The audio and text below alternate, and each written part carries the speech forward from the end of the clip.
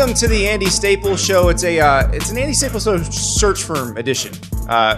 We are here with the first job candidate that the Andy Staples search firm has presented to a school. Now, that school has yet to hire, as we're recording this, an athletic director. So I actually have no person to present this candidate to, but this is the guy who should be your next head coach, Kansas. This is Kevin Kelley. He's the head coach at Pulaski Academy in Little Rock, Arkansas.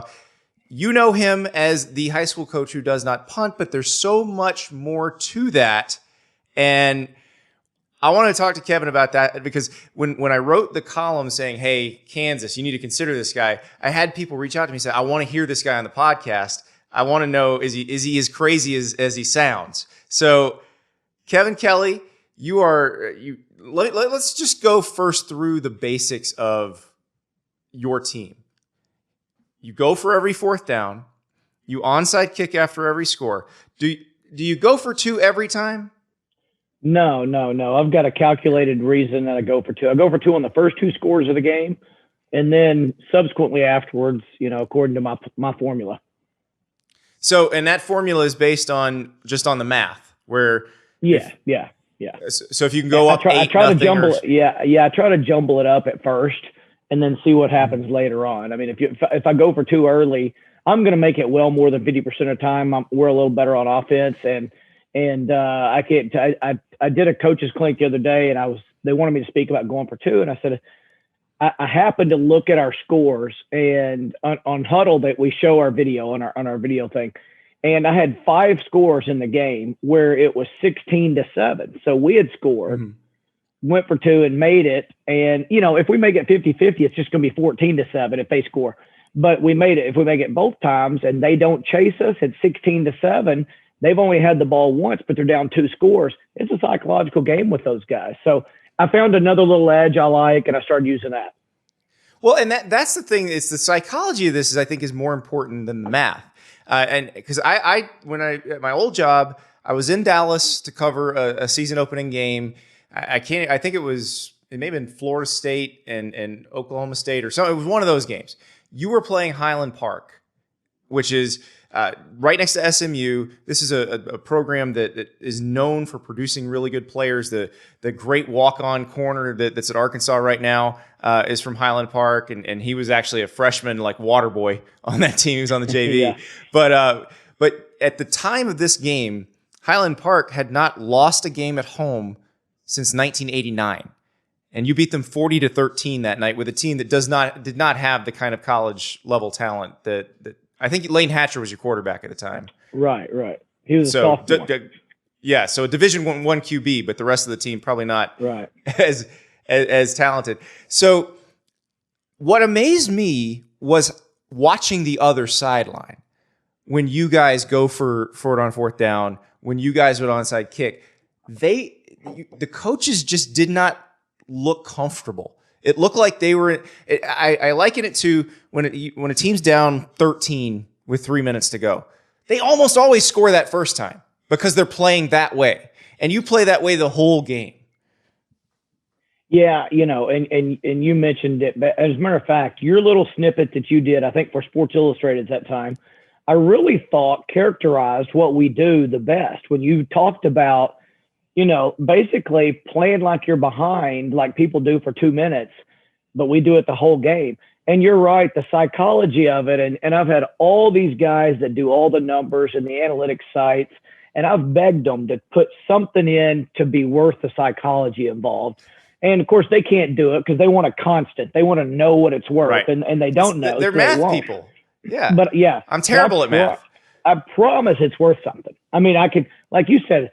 I really do. I tell our kids not to do it, but I spend time in the game looking at the other sideline, debating on some of the decisions I'm going to make, if it's a close to 50-50 one, if I'm not sure if we should do that or not, and really let them help because it's a big deal. But overall, we focus on the psychology for them, but it's a big psychological factor for us as well. I mean, it is a huge deal when we hit one of these because I preach the numbers to our kids. And they know, like our kids know, we're 136-5 when we recover an onside kick. I brainwash them into knowing what that number is and knowing what it means because when we do it, I'll have a kid come off the field. It doesn't matter if it's the first kick of the game and go, Coach, we won this one. It's the first kickoff of the game. And so, but if they believe it, they just play better, play with more confidence, all those kinds of things. So you told me 3 state titles in your first 11 years. And you had already kind of decided to ditch the punting and you were doing the onside kicks just because of analytics. Not completely ditch, yeah. Andy. We've punted 8 times in 16 years. I was there for one of them. I watched you explain to your quarterback how to punt a football. It was hilarious. I think somewhere in my house I still have the raw video of you saying, drop the ball onto your foot and just kick it. But when you never practice it, you'd figure he probably knows how to punt, but I have to tell him which foot to step with, so it's just a one-step punt, and we literally never talk about it. It was like 4th and 36 from your own 14-yard line. So you didn't really have an option there. But so I do want to ask about this though, because 3 state titles in the first 11 years, since you decided to go completely analytics crazy, 6 state titles in 7 years. What were some of the things that you immediately identified that where you found inefficiencies that you could exploit? That's really when I really started looking and studying what wins games the most, and that's considering offense, defense, and everything. Before I was looking at numbers and field position, points expected, things like that. And then I wanted to look and if you just look at them, people go turnovers, and turnovers do determine 80% across the board, all levels of football. But then if you start looking, really plays over 20 yards was even bigger. So it's like, okay, well, we need to go back and research on offense. What's going to get us 20 yards? Run those plays more, or how do you set up for those plays? Not just the moment at 20. Everybody's like, well, everybody wants a 20-yard play. Yeah, but it's setting yourself up, designing plays for it, those kinds of things. And then on defense, according to our defensive philosophy and our style, I needed to go back and look and go, what causes us to give up more 20-yard plays? Is it a certain defense? Is it a certain front? Is it a certain blitz? Is it whatever, because it's more likely what we're doing. So I started studying those things. And then I found there was a number with sacks, that sacks was really high. 77% of all college games were won by who had the most sacks. And it's like, wait a minute, well, we need to find better passing tendencies for them, especially ones that the quarterback holds the ball a little longer. We need to make sure we've got a well-designed blitz and take away what they're trying to do formationally in that one to make them hold the ball longer. So we started doing that. And then I found some things about our own defense and offense. And I just really started not just doing that, but building and practicing our team around that. For instance, I found that on the first play of the series, if they don't make 4 yards in college football, it drops their percentage chance of scoring, even this year too. And that was years ago. And it's still the same this year. It went down 40% just on whether they made 4 yards on that first play or not. So there's no play in the drive that determines whether you're going to score or not. So we started focusing on that moment.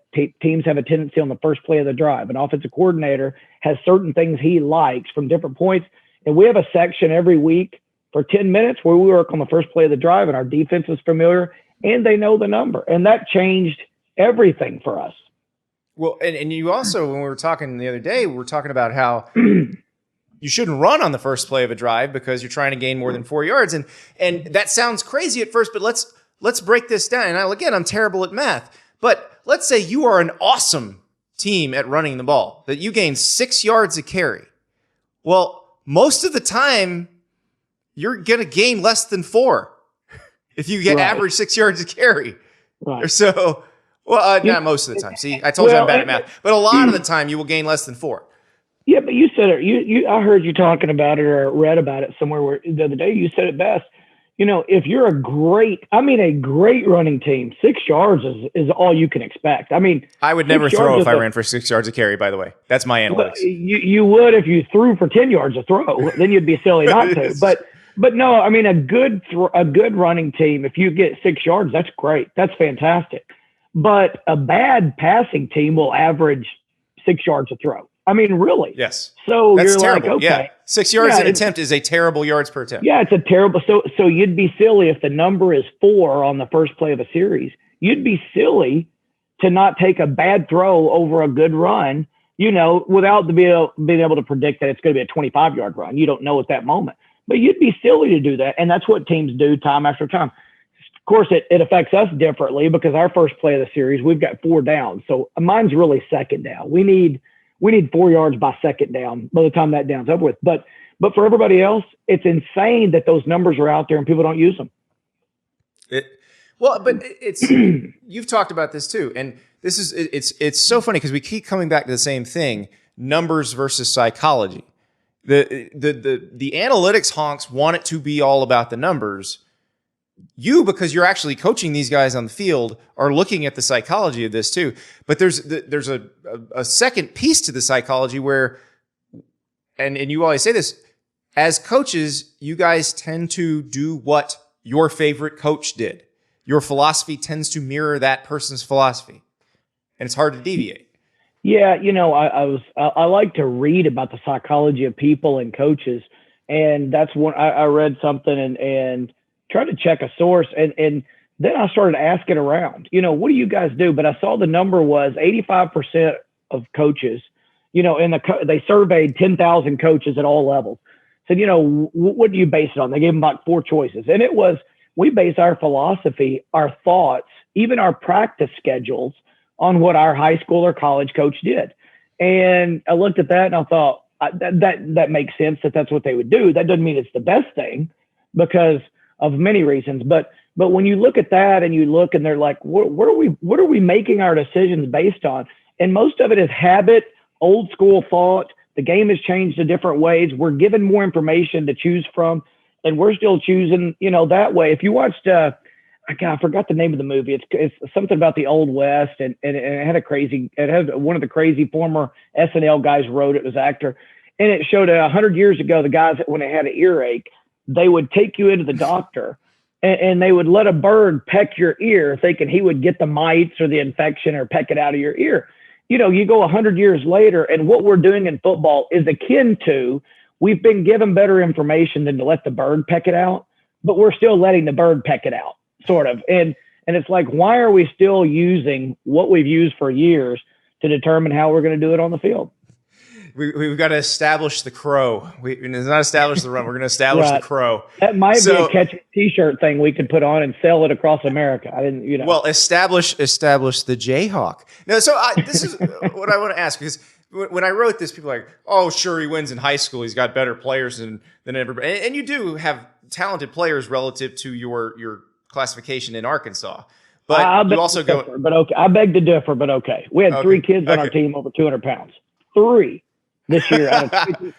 Well, and that's what I point out. You do seek out good competition. Where Life Christian Academy, for example, from Virginia, that came, that has the highest rated signee in Tennessee's class, and basically, I think I counted up 9 guys with Power 5, either 9 Power 5 scholarships or offers Division for next year. Yeah. It was a lot, and you guys beat them. But so how would you change what you do if you went to the college level? Let's say you went to Kansas, or if you went to a group of 5 school or an FCS school. How would you change that if you were at the college level? Number one, I would try to go, I would research more numbers that were applicable to me in that situation. I would even go by conference. I think conferences have characteristics that are different as you move. The Big Ten's going to be a little different than the Big 12, and Big 12 is a little different than the SEC. I'd try to make it more akin to those moments. And, but I would try to go more by the numbers, especially in the punting world and the kickoff world. I think that whatever the numbers say, there are a little bit more, it's a little more towards where I am than towards traditional coaches are, because they're not factoring in the psychology. But that all said, I would use the numbers a lot more on those decisions. But I think it would help me be able to find better things on when you should take a penalty. Every little decision, like if you're the head coach of another team and I've got the ball and we throw it as an incomplete pass and it's going to be 3rd and 10, say it was 2nd down, or you can have 2nd and 20. That's a tough decision. Some teams you should want 3rd and 10. Some teams you might want 2nd and 20, depending. But I would research it down every week. I'd give my GAs and go, I need to find out what the best answer is in every one of these situations possible, even on the penalties and stuff, because every little decision affects a little bit at that moment, whether you've got a better chance to win the game or a worse chance to win the game.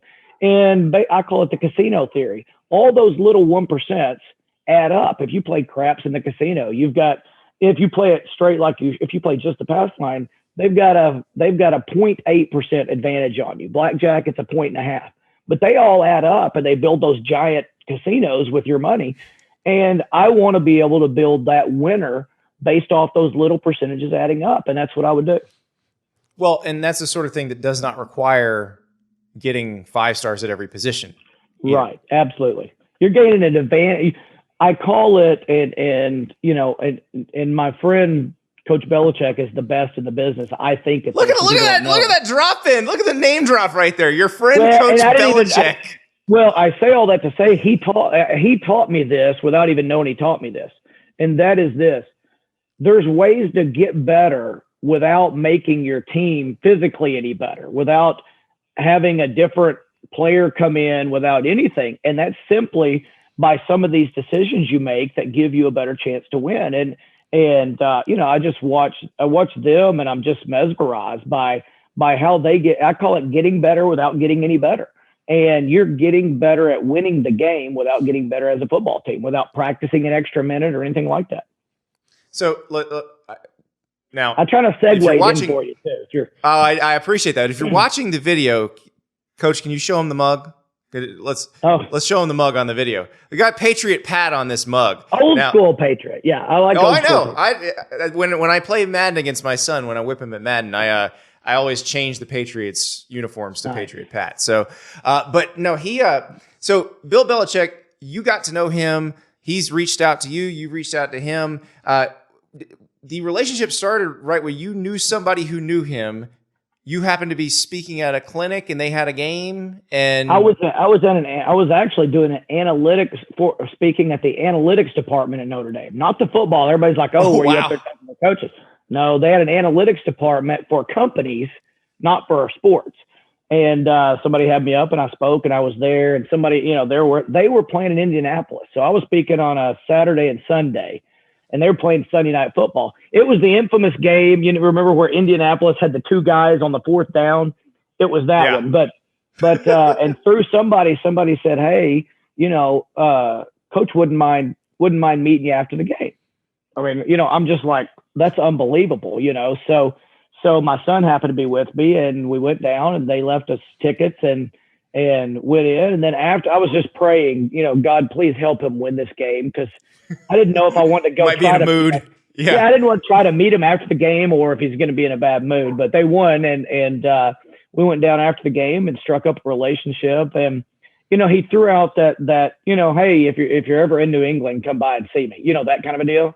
And I'm like, whatever. Nobody. Everybody just says that. Nobody means it. Then I started thinking, I don't know if Bill just says anything.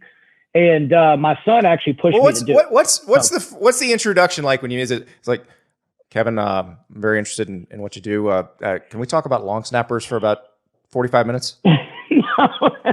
No, it was interesting. It was it was after the game, and he's pretty stoic, obviously, at times, and it was just an intro, and really what was pretty cool was, he made it about my son and myself. He knew my son was playing high school football at that time. And he made it about him. Zach, I don't know if he just told somebody, go look up some stuff about this kid or whatever, but he knew about him, made him feel good. Like any really he was scouting him for the draft. Yeah, I don't, who knows, but, and then he was like, hey, he turns over every rock.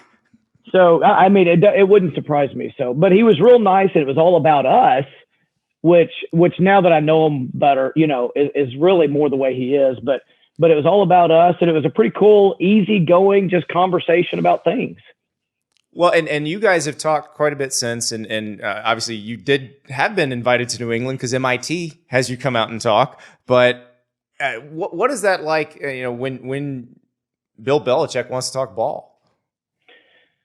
I mean, it's weird. At first I was uncomfortable because I'm like, he knows more than, he's forgotten more than I'll ever know, that old saying, and it was strange, but I just learn a lot. He'll put video up there and talk, and we'll talk through things and stuff. And I'm amazed at every little detail. And, things he's thinking of that that I don't think other people have thought of. And it's taught me to think a little bit differently, but it's real relaxed. It's a lot of fun. And obviously, now I'm past the excitement of it being Bill Belichick, but I do often sit back and go, how in the world did this kid from Arkansas get to be with probably the greatest coach, let's be honest, that's ever coached any sport, if you look at sheer success?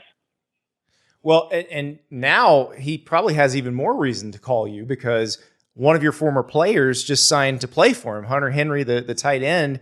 We talked about you did have a 5-star at one point, and and Hunter is going to New England. But I wanted to ask you about this because they signed Hunter Henry and Jonnu Smith. We know they've had a lot of success in 12 personnel, which is 1 back, 2 tight ends, 22 personnel, 2 back, 2 tight ends, which the rest of the game is kind of moved away from, come back to, moved away from again. So when you look at what they've done, what do you think the wheels are doing turning in Coach Belichick's head? I think you do a few things. I think one, he probably looks, and now I'm speculating on this. He probably looks and sees, I need to do what not as many people are doing. It makes it tough to prepare for. I think we all know that. I think you look back in their history, and not only they have a lot of success with Hernandez and Gronkowski, but they obviously were really good scheme-wise. I know that with the opportunity, play action is the number one thing you can do in football as far as efficiency in place. When you have 2 tight ends and you line them up on different ends, not necessarily on the same side, but not even one's a slot, but if you have them lined up, you create a whole extra gap for the defense to have to clog up when it comes to the run. You create an extra problem there. And then play action, when you've got to have a linebacker on one of them and a safety on the other one, that creates all kinds of not only matchup problems, but when you play action, that linebacker still got to come downhill and play the run at the same time the tight end's running past him. That's what really puts him in a hole. So I'm sure he's thinking about all those things. And at the same time, people would argue that between Jonnu Smith and Hunter, you might have arguably 2 of the best receiving tight ends right up there with Kelsey right now. And you've got to find a way to stop both of them, and at the same time, stop an extra gap in the running game. So I'll bet all that came into thought process for sure. Well, that's what I'm a big fan of, any sort of positional versatility that allows you to basically change personnel groups without taking anyone off the field. I cover college football. It's all about speed. It's all about being able to change your look without changing personnel, because then you can run a play fast. Not as important in the NFL, I guess, but it still seems like it's important when, and I'm curious with you, because you line up in some different formations now. I was watching the Life Christian game, and you lined up in what looked like Coach Spurrier's old Emery and Henry formation. But what are the kind of things that you think about in terms of positional stuff? Because that is something, everybody went 1 back. Everybody did this. If you decided, okay, we need to bring back a fullback, or we need to have a tight end be an H-back, or we can make this guy look like a tight end or a fullback, or what do you do on that front? I think you made a good point, but I think it's important to stay ahead of everybody. And you said, maybe it's not as important in the NFL, but I think it is. We all know the substitution rules now. Well, I say we all do, but most of us know the substitution rules and things like that. Instead of, college football, in the NFL, got real big into personnel, bringing in different personnel. And you touched on something that I don't think that even coaches think is important, as you just mentioned that it was. And that is, what if you could show them various looks and do different things, but without changing personnel, so the defense can't change either?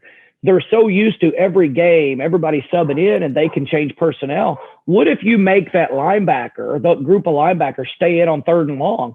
And if you can do that without losing what you think is an advantage by putting your personnel in, that's what I do. I take my guys and I teach my running back to be a receiver. Is he going to be as good as the receiver I could put in for him?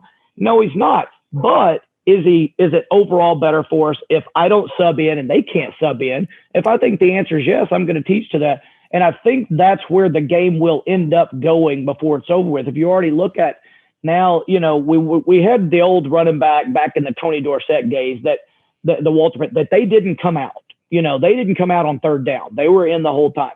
Then it became more specialized. But when you sub them out and the defense started subbing guys in, they became more specialized.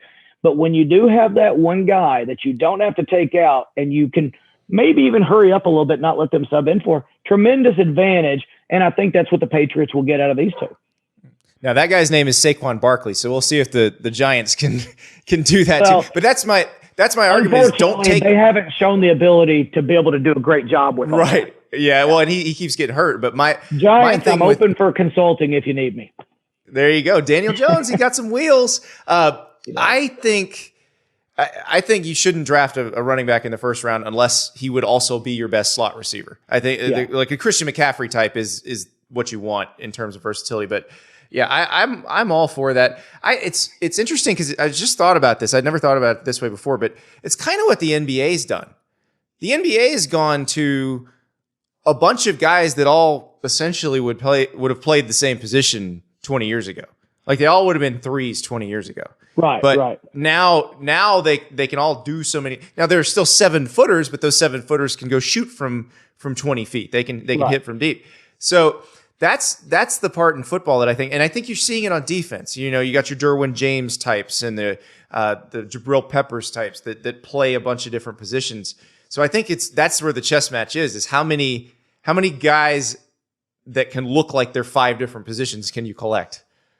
And I think that's where it'll go. You know, you start look at linebackers 20 years ago and the raw size of those guys, and look at them now. They're much smaller guys now because they've got to be able to run. They've got to be able to play pass defense because teams are throwing the ball more. And I think you're exactly right. If you look at Golden State a few years ago when they were great, did they have a true center? No, Draymond was about as close as it got, and they were running some guys in, but they could all shoot threes. They could all handle the ball a little bit when they were at their best. And I think that's what teams are doing on both sides. You look, I think the Christian McCaffrey, the reason he signs the big contract at running back when you're not supposed to, aside from the owner not being very bright about it, like the Cowboys and Ezekiel Elliott. But if you look at that, if you do find a guy, I think you're right, that can do everything. Go ahead. You're saying that Zeke's great rookie year might have had something to do with them having the best offensive line in the NFL at the same time? Yeah, I think numbers have proven that. I mean, honestly, you and I could have ran for 700 or 800 behind that line. Let's be honest. You know, if we could have stayed healthy through the year. We were looking at pictures.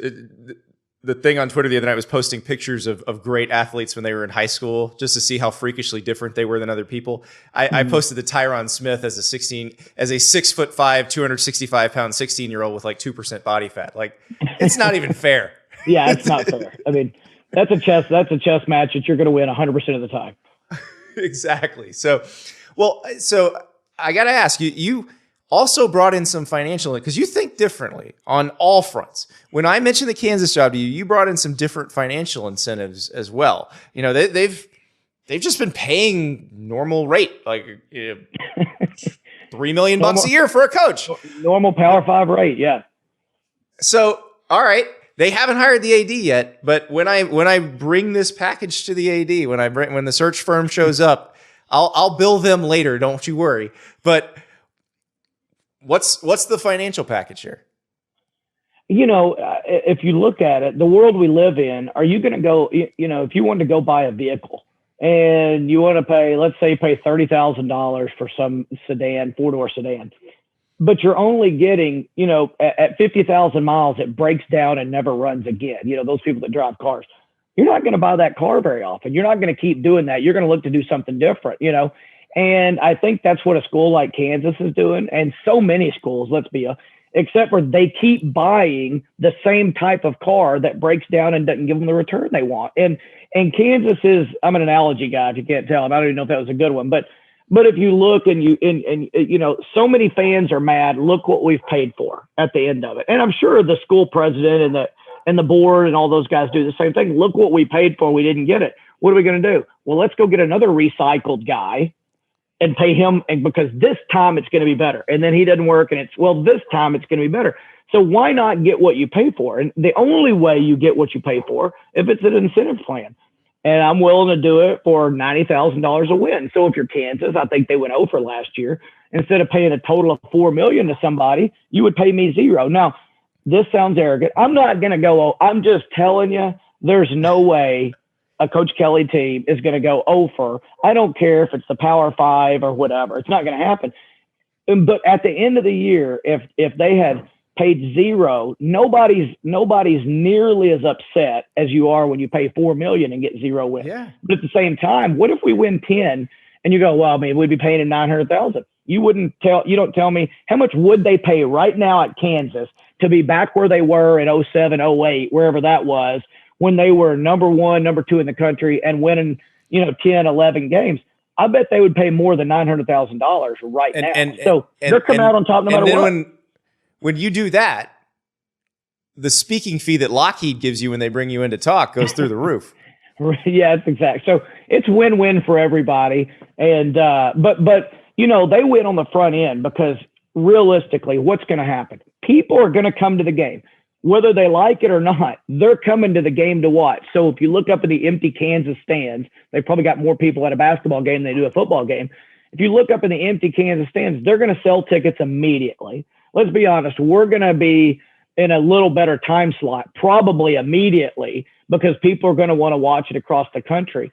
And then that AD, whoever it is that hires me, if it works, and I think it will, he's going to be a genius because he did think differently. People are going to be wanting to hire this guy to resurrect their basketball. If you look at the list, or she, yes. My apologies to anybody in there. It's a natural thing that. Remember, this is the person who may be hiring you, so you got. Right, I know. Apologies already to the. Didn't mean anything by that because honestly, it does seem to me whenever I go talk at companies that the women that hire me, the females that hire me, there's different people that are assigned to that.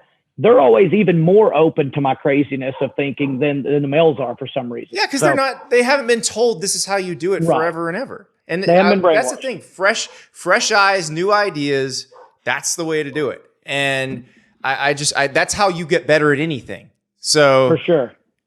I've gotten way more ideas, honestly, from my friends that are orthopedic surgeons or own their own business than I ever have from football coaches. It's the truth because they're unbiased. They're not brainwashed into thinking this is how you have to do football. And I have them, they'll come watch practice or stand on the sideline of the game and go like, why aren't you doing this? And I'm like, I've never thought of that before. And you're right. That's where you get your best ideas when people aren't biased of the way everybody else does it. Well, I am putting you forward. Whoever gets hired as the Kansas AD, this is your man right here. $90,000 per win. There will be more than 0. It'll be a more than 0 number. I'm not good at math, but I can do that math. Kevin Kelley, thank you so much.